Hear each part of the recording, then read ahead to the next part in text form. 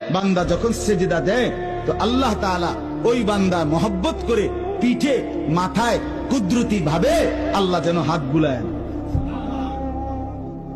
হাত বুলায়, আল্লাহ যেন মায়া করে, আদর করে। আনিস, আসছো না, আমাকে সেজদা দিলা, আচ্ছা উঠো, ইরফা রাসা, তোলো, মাথা তোলো, বসো।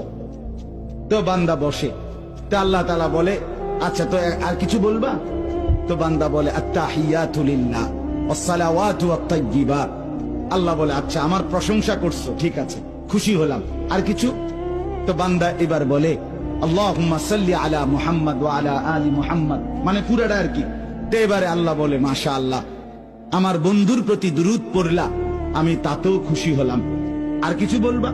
তো এবার বান্দা বলে রব্বুল আলামিন, সেজদা দিয়ে আপনার কাছে আসলাম, আপনার প্রশংসা, আপনার বন্ধুর প্রশংসা করে আপনার খুশি অর্জন করলাম। এইবার আমার মূল চাওয়া আছে, আল্লাহুম্মা ইন্নী যালামতু নাফসি যুলমান কাসীরা, আমি না বড় বেশি নাফরমান মাওলা, আমার গুনাহ অনেক বেশি, আমার পাপ অনেক বেশি, আমি খুব বেশি গুনাহ করেছি, আর আপনি ছাড়া আমার মাফ করার কেউ নাই।